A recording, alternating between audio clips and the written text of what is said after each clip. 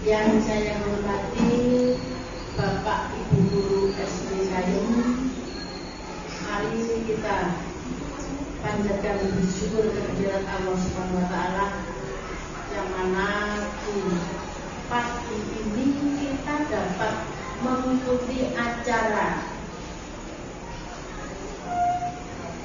guru penggerak, yaitu Pak Johan, Bu Dila, dan Bu Anis dalam keadaan sehat walafiat.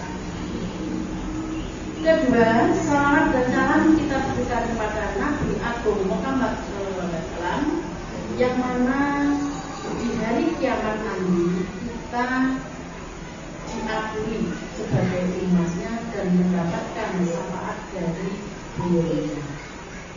Bapak Ibu Guru SD Kayun, pertama-tama saya ucapkan terima kasih kepada Bapak Ibu Guru SD Kayun semua yang saat ini telah menghadiri undangan Bapak Ibu Guru penggerak bertiga.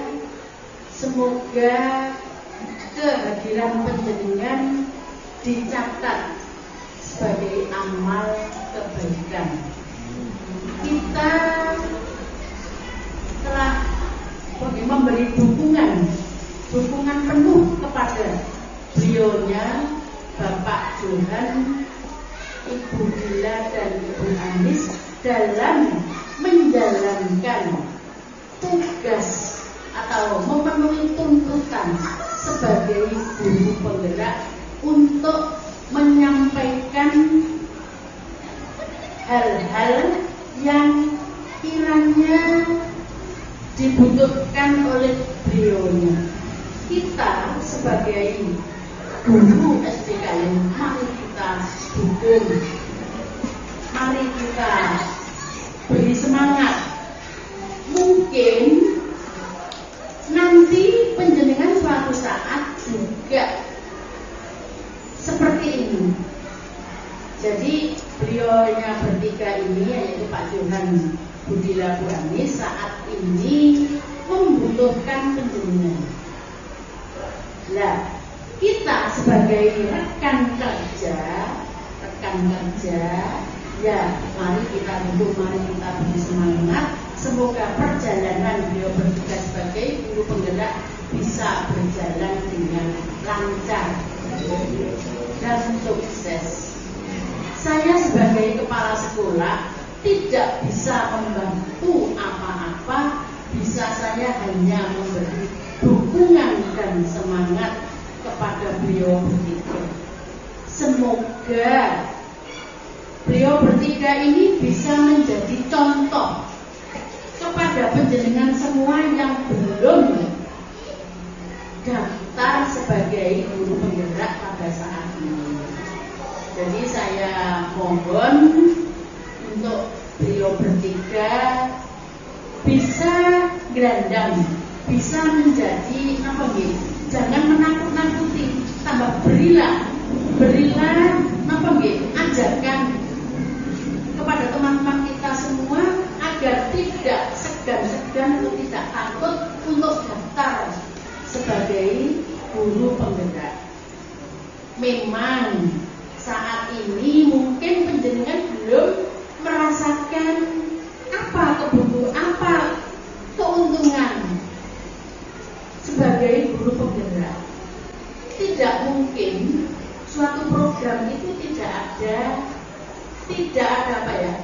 segi positifnya, tidak ada tujuannya, pasti ada. Tetapi mungkin saat ini panjenengan belum tahu. Mungkin 5 atau 10 tahun ke depan panjenengan baru merasakan enaknya jadi guru penggerak. Jadi saya mohon untuk panjenengan bertiga bisa menjadi contoh, bisa gelandang teman-teman kita yang ada di SD Kayun untuk mengikuti jejak panjenengan. Saya mohon Bapak Johan, Bu Dila, Bu Anis, monggo jenengan ajak-ajak teman-teman kita semua. Nggih, monggo jenengan napa nggih? Nek pomane jek sulit untuk daftar ya jenengan rayu piye amprik maunya. Ya kalau kita semua itu juga semua mengalami kesulitan nggih. Semua itu yo entek barang wong mlaku wae iso kesambung apa malih jenengan itu melaksanakan tugas baru. Menjalani hal-hal yang baru sebagai penggerak yang dulunya tidak tahu apa-apa, sekarang diberitahu otomatis ya perjalanannya makan apa aja maaf ya saya ambil maaf ya Bu ya mengalami kesulitan lah kesulitan itu kalau kita cari solusinya pasti ketemu. Tidak mungkin kesulitan itu kalau kita tidak mau usaha itu tidak ketemu. Tidak mungkin, pasti itu ada jalan. Kita menemui kesulitan pasti ada jalan keluarnya. Jadi saya mohon kepada beliau bertiga bisa menjadi contoh, bisa menyandang Bapak Ibu guru semua yang ada di Kayen. Dan untuk Bapak Ibu guru semua yang ada di Kayen, mohon ikuti jejak mereka bertiga. Tidak usah takut, jangan takut bayang-bayang. Biasanya nek urung dilakoni niku koyok-koyok iki apa iso ya? Apa mampu saya? Ternyata bareng dijalani juga kita akan berjalan dengan lancar. Ngoten nggih. Demikian Bapak Ibu yang bisa saya sampaikan. Saya sekali lagi saya tidak bisa membantu apa-apa. Saya hanya berdoa memberi dukungan sepenuhnya kepada panjenengan bertiga. Semoga perjalanan panjenengan sebagai guru penggerak bisa segera lulus dan mendapatkan prestasi yang memuaskan. Demikian Bapak Ibu sebagai guru penggerak dan sebagai guru SD Kayen yang bisa saya sampaikan. Ada kurang lebihnya saya minta maaf. Akhir kata, Assalamualaikum warahmatullahi wabarakatuh.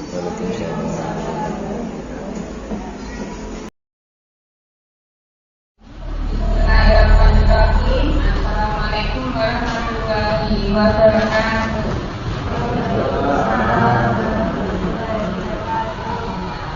Salam sejahtera untuk kita semua.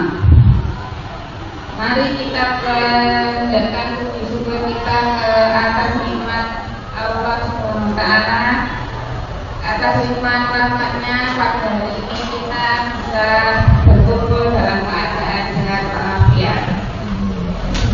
Yang terhormat Ibu Kepala SDN Kayenla beserta Bapak Ibu Guru SDN Kayenla dan saya hormati. Perkenalkan saya Fadilah, calon guru penggerak angkatan 7 dari Kabupaten Kediri. Terima kasih atas waktunya sehingga saya telah diberikan waktu untuk mensosialisasikan modul dari 1.4 ini dengan tema budaya positif.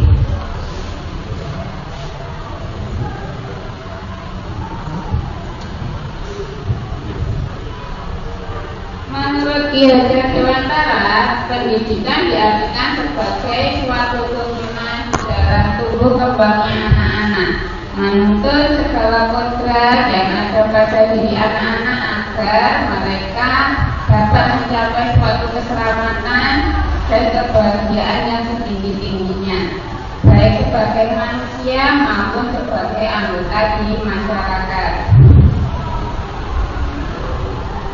Filosofi pendidikan menurut Ki Hajar Dewantara yaitu yang pertama, bukan tabula rasa. Jadi semua anak itu terlahir dengan memiliki suatu bakat masing-masing. Mereka itu unik.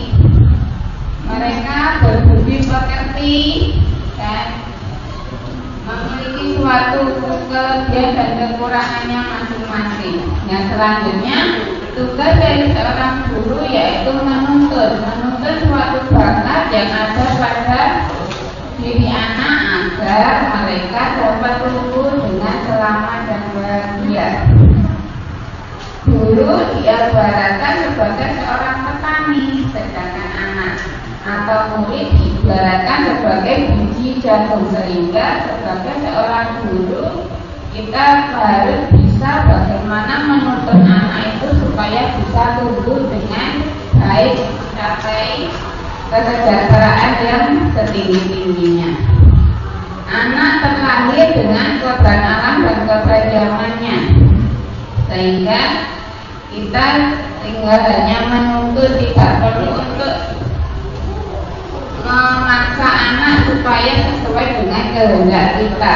Yang terakhir, kita sebagai seorang guru harus berpihak kepada anak.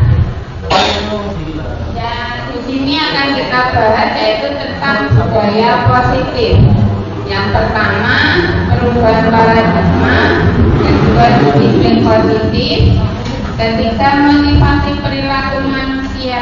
Yang keempat, kebutuhan dasar manusia. Yang kelima, segitiga restitusi. Selanjutnya, keyakinan keras. Dan yang terakhir adalah posisi kontrol. Yang pertama yaitu budaya positif. Apakah makna budaya positif itu? Apa contoh penerapannya budaya positif yang telah kita terapkan di sekolah kita? Budaya positif di sekolah yaitu suatu nilai-nilai dan kebiasaan-kebiasaan di sekolah yang berpihak pada peserta didik agar mereka dapat berkembang menjadi pribadi yang kritis, penuh hormat dan bertanggung jawab.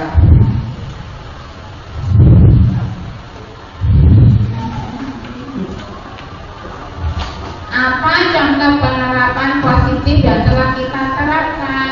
Contoh penerapan positif yang sudah kita terapkan di sekolah itu seperti pada pagi hari ketika anak-anak datang, bapak ibu guru sudah menyambutnya di depan halaman dengan mereka selalu bersalaman, mengucap selamat, dan kita menanyakan kabar. Itu merupakan salah satu budaya positif. Kalau menurut panjenengan semua, kira-kira budaya positif apa lagi yang sudah ada di sekolah kita? Bisa memberi satu contoh? Ya, ulangi. Datang tepat waktu. Ya, datang tepat waktu itu merupakan suatu contoh supaya anak bisa menirukan kita sebagai tauhid teladan. Perubahan paradigma. Perubahan paradigma yaitu untuk membangun budaya yang positif. Sekolah perlu menyediakan lingkungan yang positif juga, aman dan nyaman, agar murid-murid mampu berpikir dan bertindak mencipta dengan merdeka, mandiri, serta bertanggung jawab. Yang selanjutnya yaitu perubahan paradigma.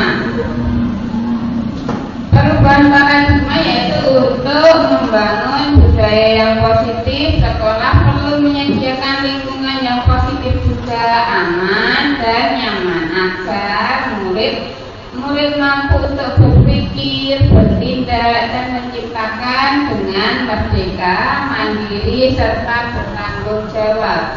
Selanjutnya, disiplin dikaitkan dengan kontrol. Dalam hal ini, kontrol seorang guru dalam menghadapi muridnya. Perubahan paradigma teori kontrol berdasarkan ilusi kontrol. Berikut ini adalah paparan dari Dr. William Blaser dalam kontrol teori untuk meluruskan miskonsepsi tentang kontrol. Yang pertama, ilusi guru mengontrol murid. Selanjutnya yaitu Ilusi bahwa kritik membuat orang merasa bersalah serta dapat menguatkan suatu karakter. Selanjutnya, ilusi bahwa semua penguatan positif, efektif, dan bermanfaat. Selanjutnya yaitu ilusi bahwa orang dewasa memiliki hak untuk memaksa. Perubahan paradigma, stimulus respon, dan teori kontrol. Bisakah kita untuk mengontrol seseorang? Dari stimulus respon, kita mencoba untuk mengubah orang agar berpandangan sama dengan kita. Teori kontrolnya yang tepat yaitu kita berusaha untuk memahami pandangan orang lain tentang dunia luar. Perilaku, bentuk, sifat dan dilihat sebagai suatu kesalahan. Yang lebih benarnya, kalau lebih tepatnya, semua perilaku memiliki tujuan. Stimulus respon selanjutnya yaitu orang lain bisa untuk mengontrol saya. Dari teori kontrolnya, hanya diri kita sendiri yang dapat mengontrol diri kita. Saya bisa untuk mengontrol orang lain. Teori kontrolnya yaitu kita tidak dapat untuk mengontrol orang lain. Yang bisa untuk mengontrol dirinya sendiri yaitu diri kita sendiri. Pemaksaan ada pada saat rujukan gagal. Kolaborasi dan kesepakatan menciptakan pilihan-pilihan baru. Model berpikir menang atau kalah. Yang lebih tepat dalam teori kontrol yaitu model berpikir menang dan menang. Disiplin positif. Kata disiplin sering dikaitkan dengan suatu tata tertib, teratur, dan kemampuan pada peraturan yang ada. Kata disiplin juga sering dihubungkan dengan suatu hukuman, padahal itu sungguh berbeda karena dengan disiplin kita harus dengan memberi tidak harus dengan memberi suatu hukuman. Justru itu adalah salah satu alternatif terakhir dan kalau perlu kita tidak pergunakan sama sekali karena menghukum anak itu bukan suatu hal yang baik. Ki Hajar Dewantara mengatakan bahwa untuk mencapai suatu kemerdekaan atau dalam konteks pendidikan kita saat ini dan untuk menciptakan murid yang merdeka, syarat utamanya yaitu harus ada disiplin yang kuat. Disiplin yang dimaksud adalah disiplin diri yang memiliki suatu motivasi internal. Jika kita tidak memiliki motivasi internal, maka kita memerlukan orang lain untuk bisa mendisiplinkan diri kita. Jadi, disiplin itu dimulai dari diri kita sendiri. Jika memang diri kita tidak bisa untuk mendisiplinkan diri kita sendiri, maka kita memerlukan bantuan orang lain di dalam mendisiplinkan diri kita. Disiplin positif akan melahirkan suatu nilai-nilai dari kebajikan. Nilai-nilai kebajikan dari profil pelajar Pancasila seperti yang sudah kita terapkan kepada anak-anak setiap harinya, yaitu beriman, bertakwa kepada Tuhan Yang Maha Esa, serta berakhlak mulia. Yang kedua yaitu berkebinekaan global, gotong royong, mandiri, kreatif, dan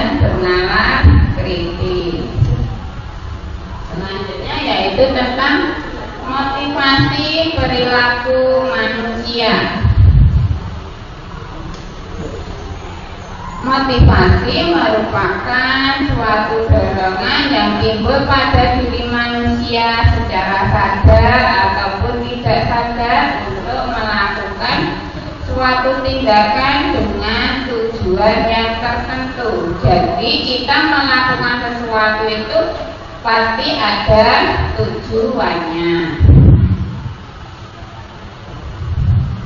Di sini ada 3 cara yang ada, yaitu menghindari hukuman dan ketidaknyamanan. Di sini biasanya murid melakukan disiplin karena takut dihukum oleh bapak atau ibu guru. Ini merupakan suatu contoh motivasi ekspresif. Yang selanjutnya yaitu mendapat suatu penghargaan dari orang lain. Murid melakukan disiplin ini karena ingin mendapatkan suatu imbalan atau penghargaan ataupun pujian dari orang lain. Motivasi ini merupakan motivasi ekspresif. Yang selanjutnya yaitu menghargai nilai-nilai kebajikan diri sendiri.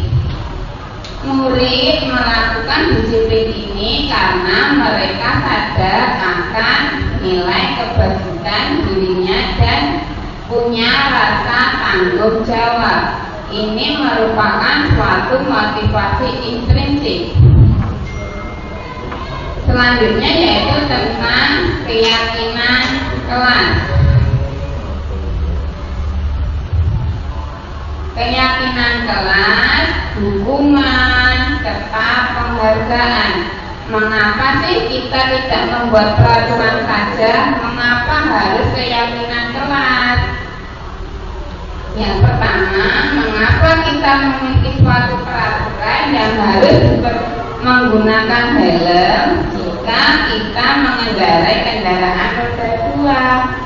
Mengapa kita memiliki peraturan 3M, yaitu memakai masker, mencuci tangan, dan menjaga jarak 1,5 meter.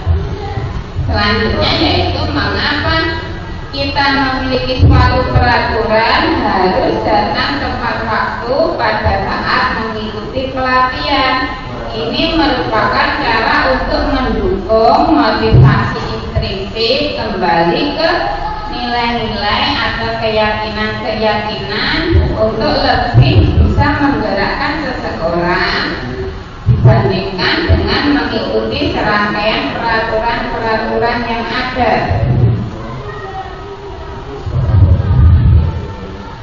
Keyakinan kelas yaitu keyakinan kelas adalah nilai-nilai kebajikan atau prinsip-prinsip universal yang disepakati bersama secara universal, lepas dari latar belakang suku, negara, bahasa maupun agama.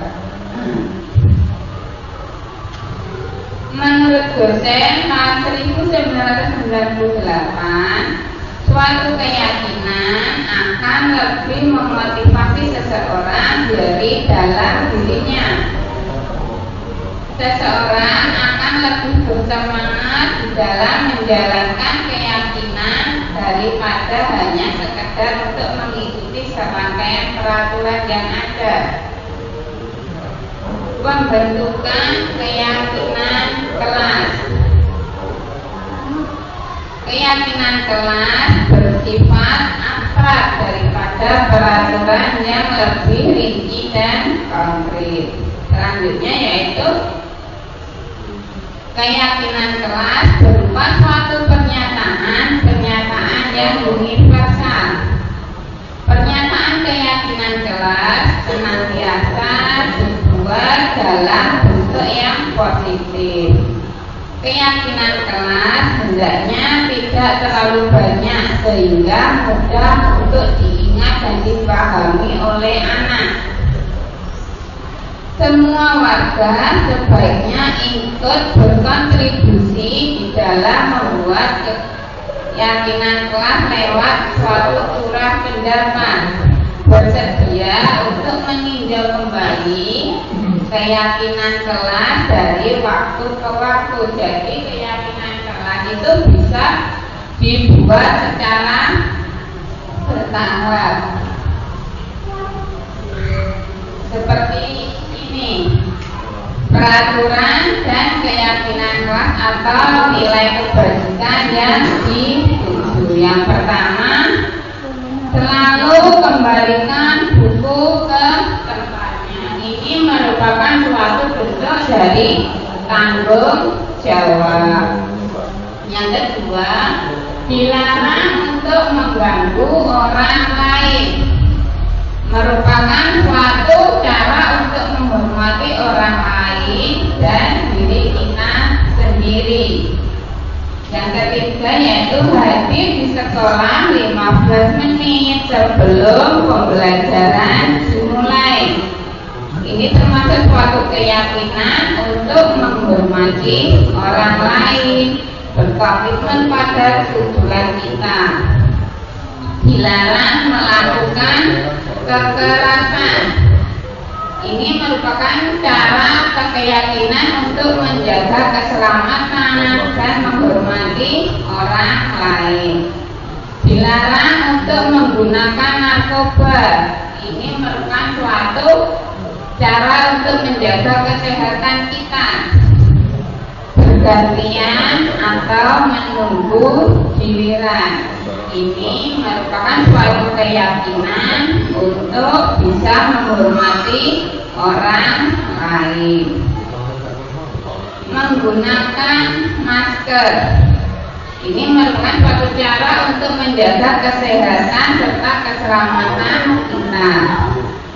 Jangan berlari di kelas atau koridor. Itu cara untuk menjaga keselamatan.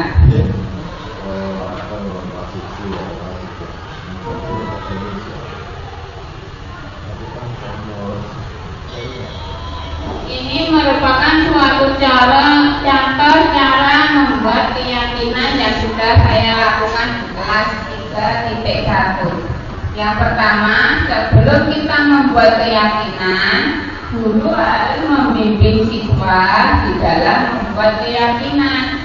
Karena pada dasarnya anak kelas rendah itu belum terlalu memahami cara untuk membuat keyakinan, sehingga sebagai seorang guru kita harus memberikan suatu contoh terlebih dahulu. Yang kedua, setelah kita memberikan suatu contoh, kita membagikan selembar kertas kecil-kecil untuk anak-anak menulis dan menempelkan kira-kira keyakinan apa saja yang ingin mereka harapkan dalam kesepakatan kelasnya nanti.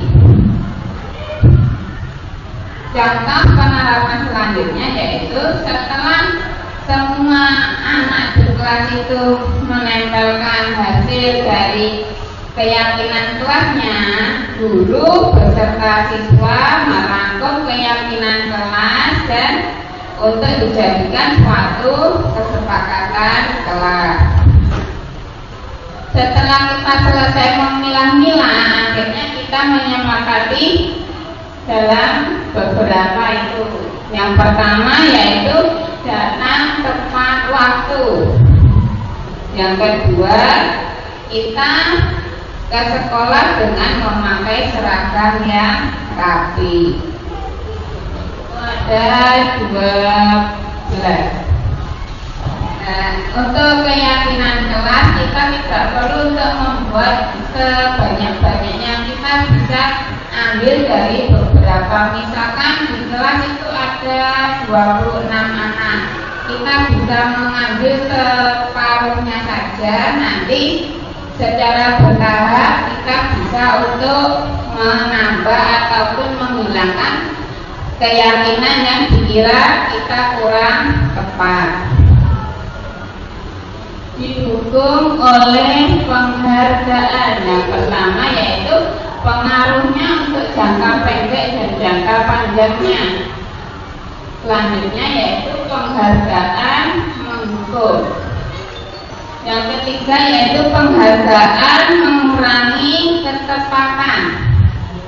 Selanjutnya yaitu penghargaan tidak efektif. Dan yang terakhir adalah suatu penghargaan merusak hubungan. Karena dengan adanya suatu penghargaan yang diberikan, terkadang akan menimbulkan hal-hal negatif yang tidak diinginkan oleh seseorang.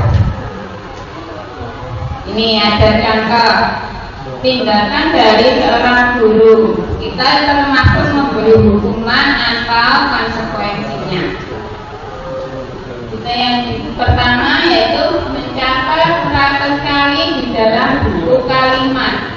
Saya tidak akan terlambat lagi karena terlambat ke sekolah. Itu termasuk hukuman atau konsekuensi Bapak Ibu? Konsekuensi.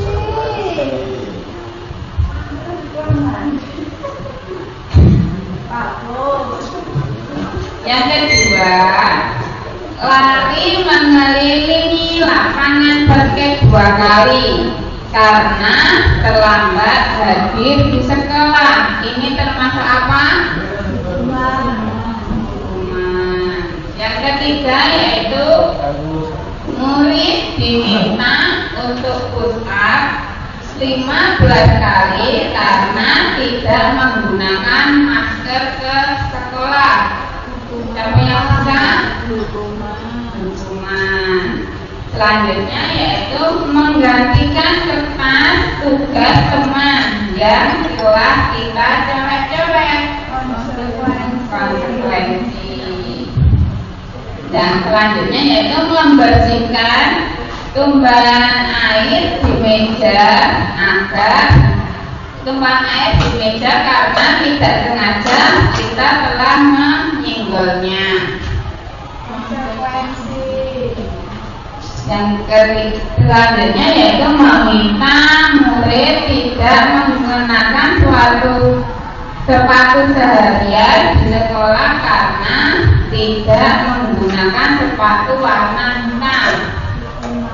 Hukuman. Yang terakhir yaitu lari mengelilingi lapangan basket 2 kali karena kita terlambat 10 menit untuk pembelajaran PJOK. Hukuman. Sebab dari beberapa itu ada banyak yang termasuk hukuman yang terkadang diberikan oleh guru. Nah, itu tadi jawaban dari pertanyaan-pertanyaan yang telah tadi kita pelajari. Selanjutnya yaitu perbedaan hukuman dan konsekuensi.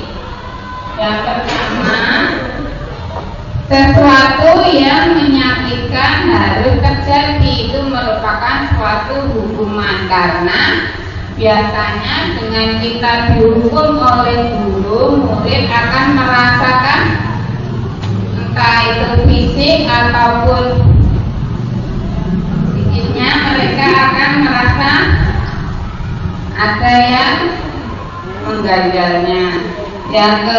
Itu konsekuensinya yaitu sesuatu yang telah terjadi. Yang selanjutnya yaitu membuat anak sakit. Itu merupakan suatu hukuman fisik untuk jangka waktu yang lama. Membuat anak merasa tidak nyaman dalam jangka waktu yang pendek. Itu merupakan contoh dari suatu konsekuensi. Anak membenci kedisiplinan. Seharusnya dalam konsekuensi anak menghargai disiplin. Terus yang selanjutnya adalah suatu paksaan. Harusnya dalam konsekuensi yaitu merupakan stimulus dari tanggapan. Mendorong anak menyakiti diri sendiri. Seharusnya mendorong anak agar mudah menyesuaikan diri. konsep diri yang buruk. Dalam konsekuensi harusnya konsep diri yang baik. Anak belajar untuk menyembunyikan kesalahan. Dalam konsekuensi harusnya anak belajar untuk mematuhi suatu peraturan. Hukuman yang terakhir yaitu marah, merasa bersalah, dipermalukan, serta merasa tidak dihargai. Dalam konsekuensi seharusnya kehilangan hak dibuat tidak nyaman, disingkirkan untuk sementara.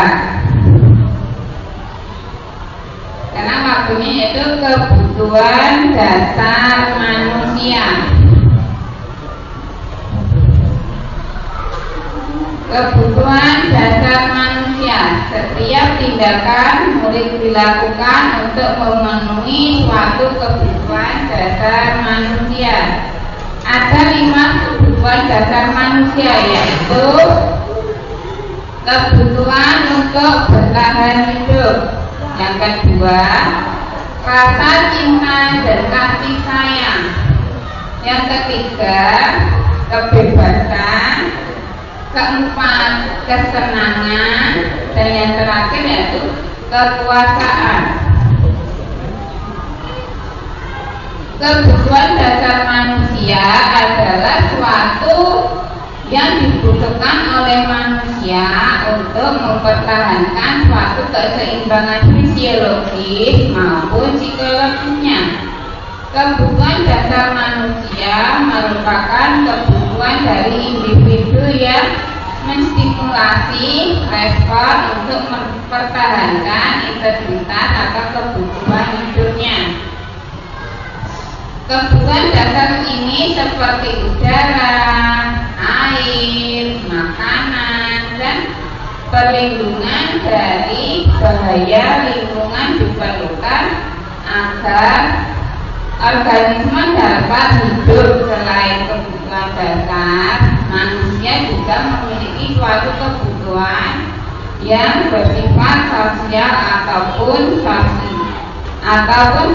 seperti kebutuhan manusia untuk bersosialisasi atau memiliki unit keluarga ataupun kelompoknya. Dari pengertian itu tadi, yang pertama, kebutuhan untuk bertahan hidup. Ini merupakan contoh suatu kebutuhan yang bersifat fisiologis untuk bertahan hidup, misalkan kesehatan, rumah, dan makanan. Yang kedua yaitu cinta dan kasih sayang. Pada umumnya, anak-anak memiliki suatu kebutuhan dasar kasih sayang dan rasa diterima yang tinggi, ingin disukai dan diterima oleh lingkungan dengan baik. Yang ketiga yaitu kebebasan. Pada saat dasarnya anak-anak dengan kebutuhan kebebasan yang tinggi menginginkan suatu pilihan agar mereka perlu banyak untuk bergerak, menyukai hal-hal yang baru, dan menarik untuk bisa kita mencobanya. Yang keempat yaitu suatu kebutuhan kesenangan. Kebutuhan untuk mencari kesenangan, bermain, bertakwa. Kebutuhan ini muncul sejak dini, kemudian terus berkembang hingga anak itu menjadi orang yang dewasa. Yang kelima yaitu kekuasaan. Penguasaan ataupun power merupakan suatu kebutuhan pengakuan atas kemampuan yang berhubungan dengan kekuatan untuk mencapai sesuatu, menjadi kompeten, menjadi terampil, diakui atas prestasi dan keterampilan yang kita miliki, dapat membuat suatu pencapaian dihormati, didengarkan, meninggalkan suatu pengaruh dan memiliki rasa harga diri. Ini adalah suatu contoh. Ibu Ani adalah guru kelas 5 di SD Pelita Hati. Ibu Ani sedang bingung menghadapi salah satu ulang murid di kelasnya yang bernama Agus. Beberapa anak telah datang dan mengeluhkan Agus yang seringkali meminta bekal makan siang mereka dengan paksa.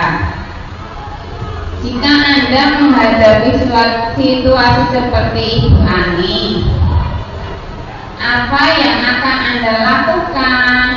Menurut Anda, kira-kira apa alasan Agus melakukan hal ini?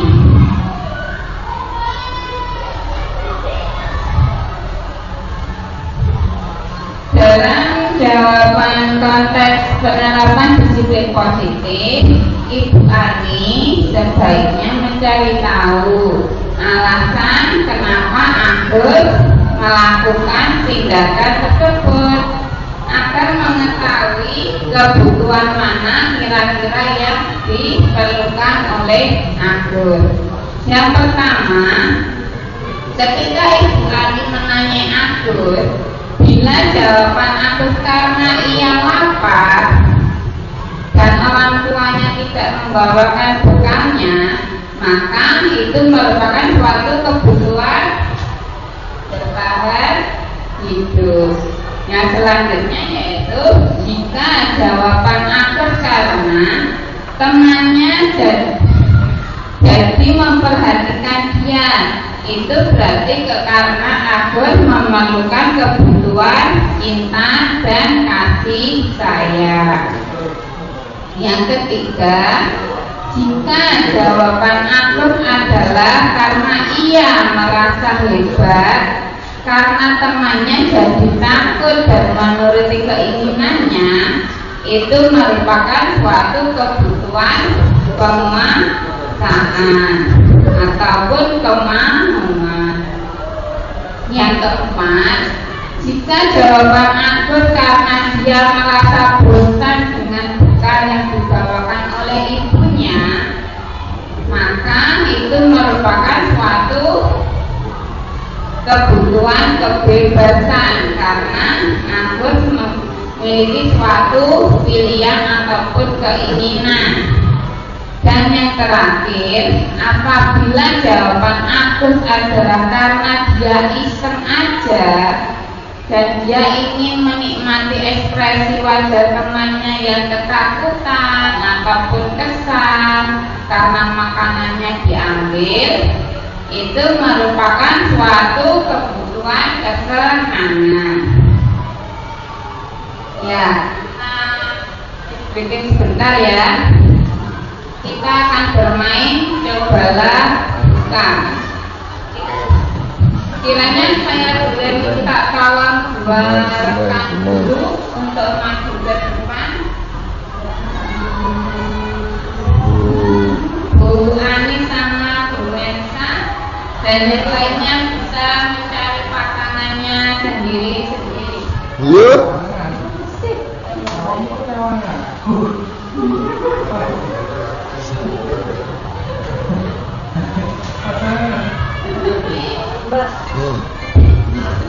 Oke, ini Bu Ani sama Bu Mensa sudah maju mewakili dari kalian.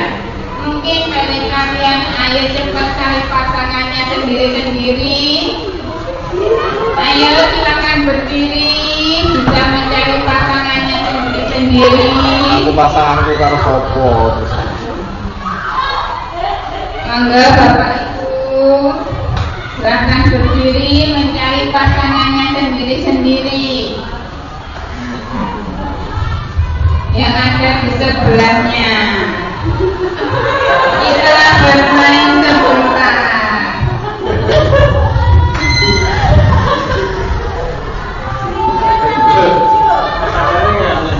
Aku kan bau dulu.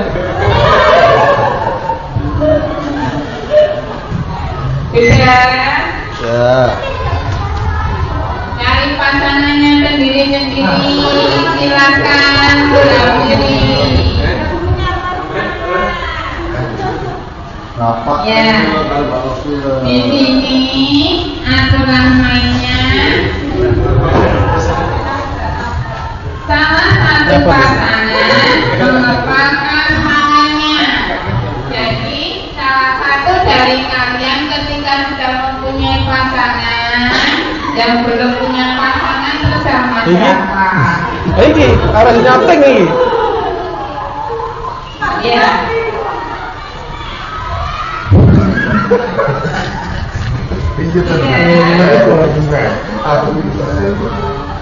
Silakan untuk mencari pasangannya dan mengepalkan tangannya seolah-olah di dalam kepala tangan kita itu menyimpan suatu benda yang sangat berharga.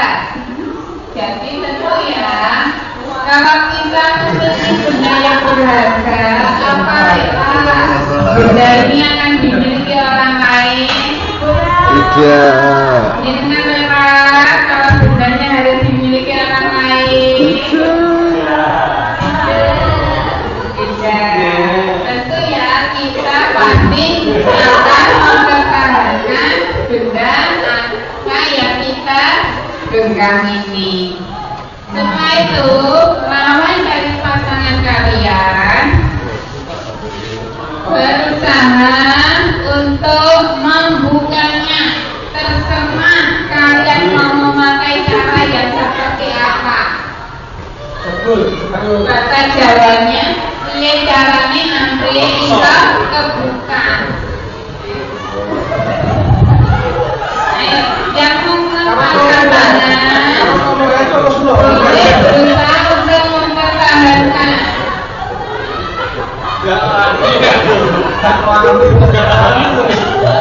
Mari, boleh mimpi.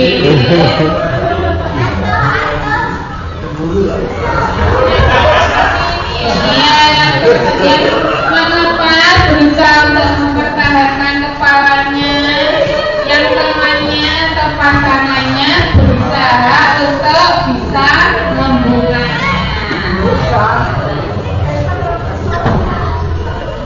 Lakukan ini secara bergantian, ya impas. Boleh Pak Ida uji coba. Ayo Pak Ida. Yang satu boleh mengepalkan, yang satunya bagian untuk membuka.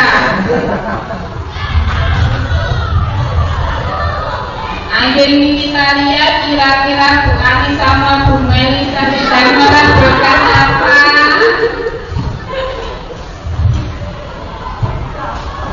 Semuanya nggak bisa. Berarti kamu pulang.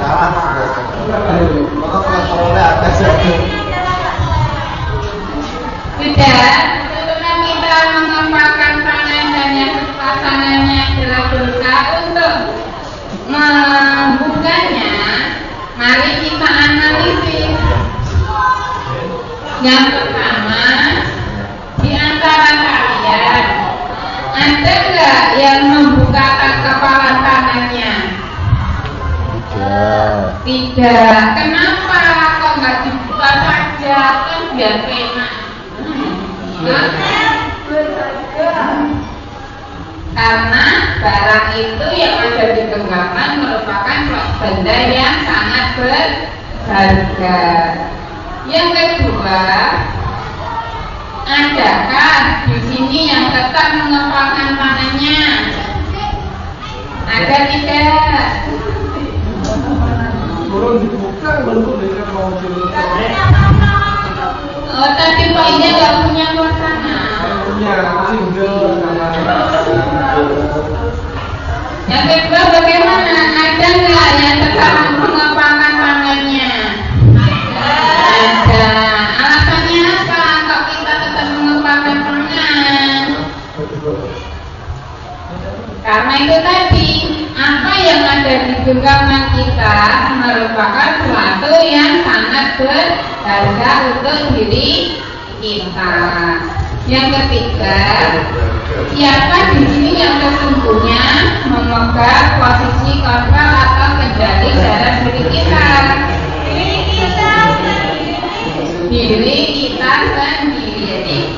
kita sendiri yang bisa untuk memantau diri kita.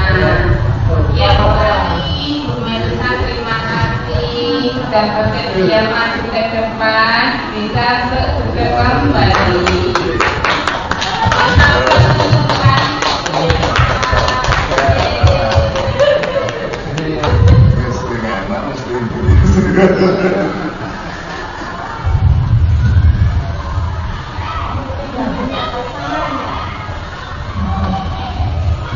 Yang selanjutnya akan kita pelajari yaitu tentang posisi kontras.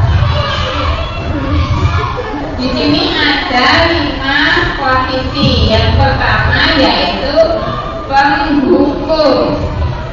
Yang kedua, pembuat orang merasa bersalah. Yang ketiga yaitu posisi kita sebagai seorang teman. Yang keempat yaitu sebagai seorang pemantau. Dan yang terakhir adalah sebagai seorang manajer. Dari 5 posisi ini biasanya kita banyak pada posisi keberapa? Karena yang kita lakukan selama ini dikenal, kita sebagai seorang guru banyak menggunakan posisi yang keberapa? Antara 1 sampai 5. Bu Novi, selama ini biasanya banyak menggunakan posisi yang nomor berapa? Penghukum, pembuat orang merasa bersalah, teman, pemantau atau manajer.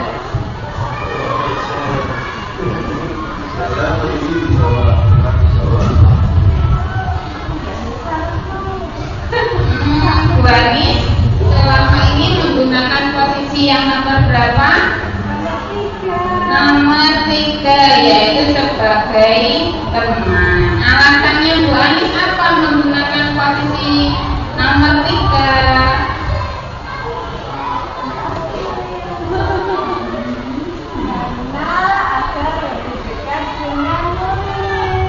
Oh iya, agar kita dekat dengan murid. Dari kelima posisi itu, yang pertama yaitu suatu posisi penghukum, yang dalam artian seorang penghukum bisa menggunakan hukuman fisik maupun verbal, tetapi posisi ini sangat membahayakan diri murid. Yang kedua yaitu pembuat orang merasa bersalah. Biasanya guru akan bersuara lebih lembut, tetapi akan lebih mengena kepada anak.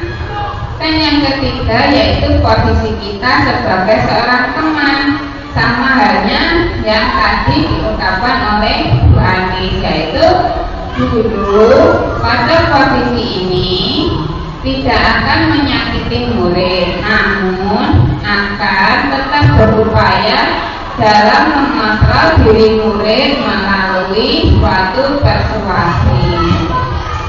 Yang keempat, monitor ataupun pemantau. Ya, tugas kita yaitu memonitor, berarti mengawasi. Tugas kita hanya sebagai seorang pengawas. Jadi tindakan yang dilakukan anak kita hanya mengawasi. Dan yang terakhir adalah posisi sebagai seorang manajer. Tugas dari seorang manajer yaitu memberikan respon yang menunjukkan suatu tanggung jawab dari seorang guru dalam posisi terakhir. Manajer adalah posisi monitor di mana guru berbuat sesuatu bersama dengan murid, mempersilahkan murid untuk mempertanggungjawabkan perilakunya dalam mendukung murid agar dapat menemukan solusi atas permasalahan yang terjadi pada dirinya sendiri. Dari 5 ini, kira-kira posisi yang paling bagus itu posisi nomor berapa, nggih? Ya, posisi yang paling bagus yaitu posisi sebagai seorang manajer. Kita bisa bersama-sama antara guru dan murid di dalam mencari suatu solusi permasalahannya. Yang selanjutnya yaitu segitiga restitusi. Apa sih restitusi itu? Ada yang sudah tahu apa segitiga restitusi itu? Restitusi adalah suatu proses untuk menciptakan kondisi bagi murid untuk bisa memperbaiki kesalahan yang ada pada mereka, sehingga mereka bisa kembali pada kelompok mereka dengan karakter yang lebih kuat dan lebih baik lagi. Di sini ada 9 ciri-ciri restitusi. Yang pertama, bukan untuk menebus suatu kesalahan, namun untuk belajar dari suatu kesalahan yang ada. Yang kedua, memperbaiki suatu hubungan. Yang ketiga yaitu memberikan suatu tawaran, bukan paksaan. Jadi kita tidak boleh untuk memaksa seseorang. Yang keempat, restitusi menuntut untuk melihat ke dalam diri sendiri. Yang kelima, restitusi mencari kebutuhan dasar yang mendasari tindakan. Jadi, apa dasar mereka melakukan suatu kesalahan tersebut? Yang keenam, restitusi diri adalah cara yang paling baik untuk memperbaiki diri kita. Yang ketujuh, restitusi itu fokus pada pembentukan karakter, bukan tindakan. Yang kedelapan, restitusi fokus pada solusi. Jadi kita membantu siswa untuk mencari suatu solusi permasalahan yang telah terjadi. Dan yang terakhir, restitusi itu merupakan mengembalikan murid yang berbuat salah pada kelompoknya. Jadi dengan restitusi akan membuat anak menjadi sadar akan kesalahan yang telah diperbuatnya, tanpa kita harus memaksa anak itu untuk menyadarinya. Ini merupakan suatu contoh segitiga restitusi. Yang pertama, kita adalah menstabilkan identitas. Yang kedua, memvalidasi tindakan yang salah. Dan yang ketiga yaitu menanyakan suatu keyakinan. Yang pertama yaitu menstabilkan identitas. Ketika kita sudah mengambil anak, kita bisa untuk bertanya dengan bahasa yang baik. Misalkan seperti ini, dalam menstabilkan identitas yang pertama yaitu setiap orang pasti pernah melakukan suatu kesalahan. Atau kita bisa menggunakan bahasa lain. Kan setelah kita tanya, pasti anak akan menjawab. Lalu kita bisa mengatakan lagi, kamu bukan orang satu-satunya yang pernah melakukan kesalahan. Ibu guru pun juga pernah melakukan kesalahan seperti kamu. Yang kedua, validasi tindakan yang salah, yaitu kita bisa bertanya, kamu tentunya punya alasan mengapa kamu melakukan ini. Misalkan anak tadi terlambat datang ke sekolah, jadi kita bisa menanyakan, kenapa kamu bisa terlambat datang ke sekolah? Pasti dia punya alasan tertentu. Setelah itu kita bisa bertanya, adakah cara yang lebih efektif yang bisa kamu lakukan agar kamu tidak terlambat lagi datang ke sekolah? Setelah itu, yang ketiga yaitu kita menanyakan keyakinan. Kita bisa menanyakan nilai-nilai apa yang dulu kita sepakati di kelas. Kita kan dulu di awal semester kita sudah membuat keyakinan kelas bersama. Apa kamu lupa keyakinan kelas apa yang pernah kita buat dulu? Kalau anak sudah menjawab, mungkin dia sudah ingat akan keyakinan yang dulu sudah buatnya. Kita bisa menanyai, kira-kira kamu ingin menjadi orang yang seperti apa? Kamu ingin memulai hal baik ini kapan? Jadi kita bisa bertanya kepada anak itu tanpa anak merasa takut atau merasa bersalah. Nah, ini adalah dokumentasi penerapan ketiga restitusi. Kita bisa, misalkan anak itu melakukan suatu kesalahan, kita jangan langsung menyalahkan atau memarahi anak itu di depan teman-temannya. Kita bisa mencari waktu, misalkan jam istirahat atau pulang sekolah. Kita bisa memanggil anak itu, kita bisa saling menggali suatu informasi, ataupun kita bisa menanya kenapa, apa sebabnya anak itu bisa terlambat ataupun melakukan kesalahan yang melanggar keyakinan kelas kita.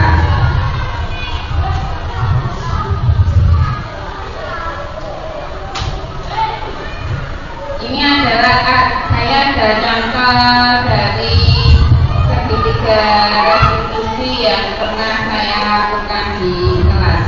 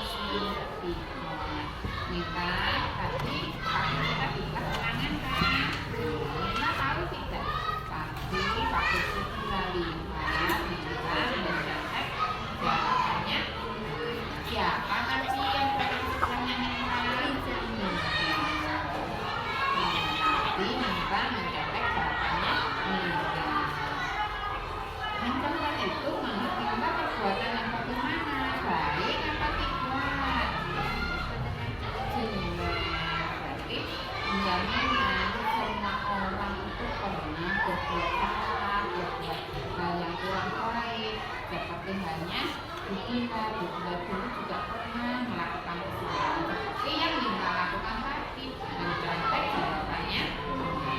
Tapi di sini Butila tidak akan mencari siapa yang salah ataupun siapa yang benar, tetapi kita mencari solusinya. Butila akan membantu Nina untuk mencari solusi biar Nina menjadi anak yang baik, tidak mencontek kan?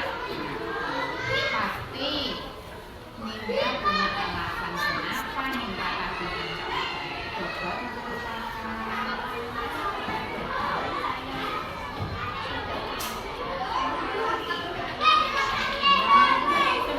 Nina lupa belajar. Kalau hari ini ada ulangan. Nina masih ingat tidak? Dulu kita membuat kesepakatan kelas waktu kita masuk kelas 3. Coba apa kesepakatan kita dulu?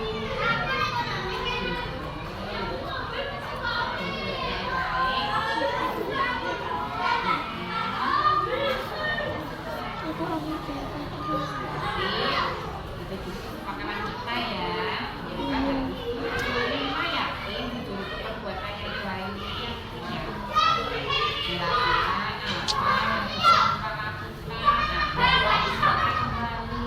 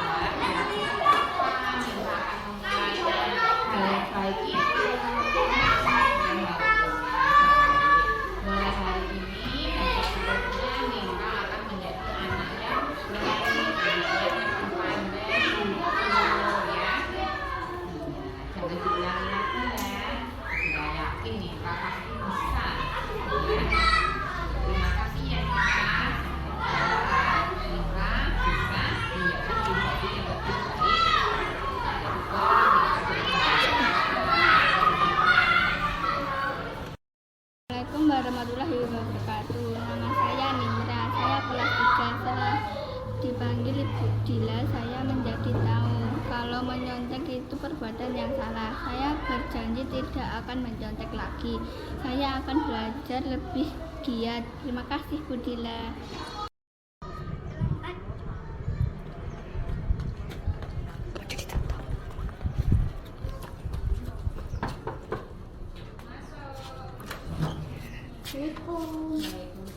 Maaf, terlambat. Oh ya udah nggak apa-apa, silakan duduk. Keluarkan bukunya ya. Iya.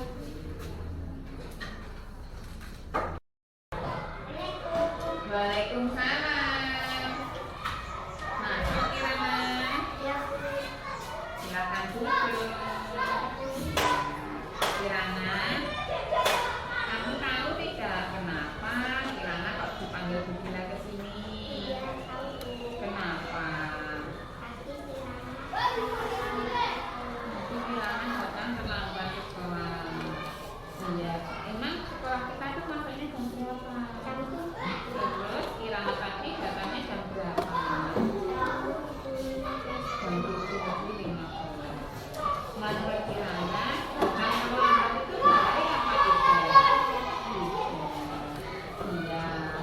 memang semua orang itu pernah berbuat salah. Seperti Bu Dila juga pernah datang terlambat. Misalkan juga masuk ke kelasnya juga pernah telat. Semua orang pasti pernah berbuat salah seperti tapi tetapi di sini Bu Dila tidak akan mencari tahu siapa yang salah ya. Di sini kita akan membantu Kirana untuk mencari solusi.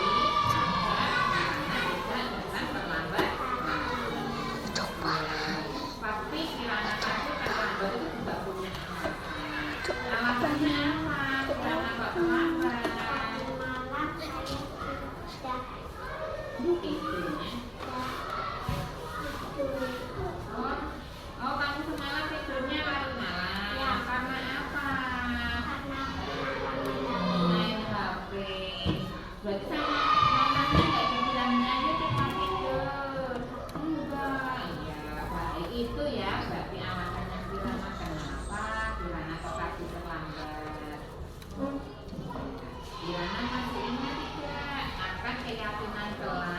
dulu kita buat bersama dengan teman-temannya. Ingat, ayo kalau masih ingat coba Kirana sebutkan. Datang tepat waktu. Tidak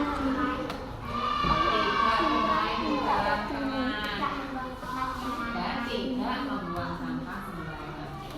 Kirana yakin datang tepat waktu itu baik untuk Kirana. Yakin apa tidak datang tepat waktu itu baik? Yakin ya. Kalau Kirana yakin, kira-kira apa yang akan Kirana lakukan agar mulai besok Kirana itu tidak datang terlambat lagi?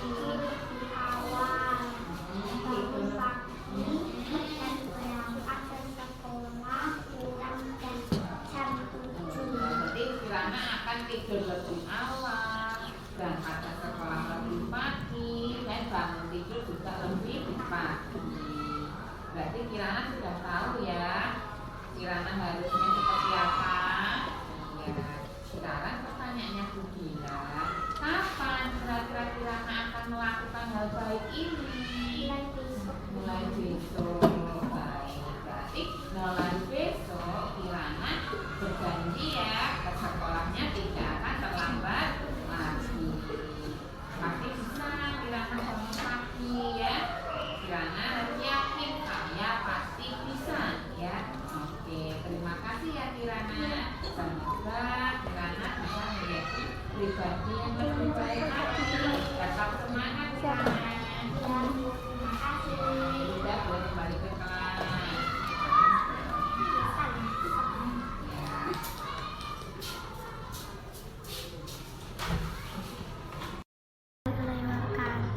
Nama saya Kirana, saya kelas 3. Setelah saya melakukan restitusi bersama Budila, saya berjanji tidak akan terlambat lagi. Saya akan datang tepat waktu. Terima kasih Budila. Assalamualaikum warahmatullahi wabarakatuh.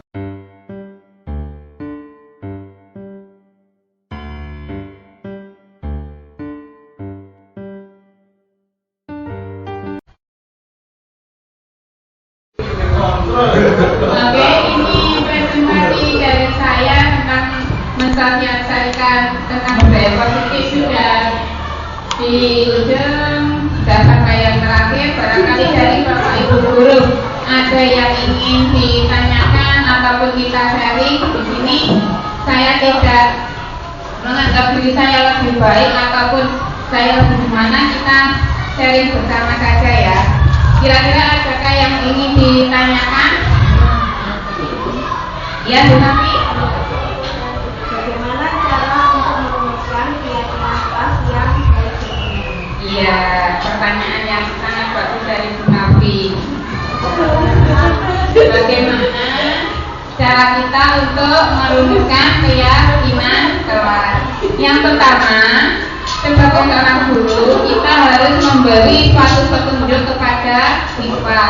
Dan seperti saya tadi, kita memberikan contoh dulu kepada siswa. Yang kedua, siswa bisa mengikuti keyakinan kelasnya untuk keyakinan kelas apa yang mereka inginkan atau mereka ciptakan. Keyakinan kelas dari setiap kelas itu bisa berbeda. Yang selanjutnya, guru dan siswa mengulang keyakinan yang telah dituliskan oleh siswa. Setelah selesai, guru dan siswa memilah-milah mana yang dirasa keyakinan itu baik dan bagus untuk kita lakukan bersama. Yang setelah itu, setelah kita memilah-milah, kita bisa mengubah dalam bentuk keyakinan atau kalimat yang positif dan mudah untuk diingat anak. Dan yang terakhir, kita menyepakati bersama antara guru dan murid. Barangkali di sini sudah ada yang membuat keyakinan kelas seperti yang sudah saya contohkan di situ. Sudah. Lengkap kira-kira, Bu Novi, bisa diterima penjelasan dari saya? Ya, terima kasih. Kira-kira adakah yang ingin ditanyakan kembali? Ayo, Ya, jadi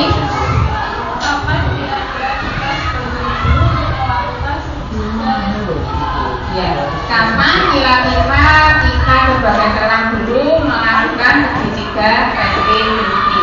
Kita bisa melakukan segitiga restitusi ketika anak itu melanggar keyakinan kelas yang ada atau saat mereka melakukan suatu kesalahan. Tujuannya apa kalau kita segera melakukan segitiga restitusi? Agar masalah yang terjadi pada anak itu tidak berlarut-larut sehingga kita bisa segera untuk menanganinya. Itu jadi mungkin penjelasan dari saya. Ya, terima kasih. Sekiranya sosialisasi dari saya cukup sekian.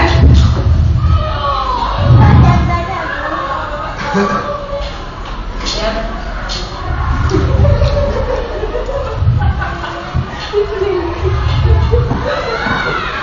Oke, sekian pemaparan materi dari saya. Bila ada salah kata ataupun kekurangan yang telah saya lakukan, saya mohon maaf yang sebesar-besarnya. Terima kasih. Wassalamualaikum warahmatullahi wabarakatuh. Waalaikumsalam.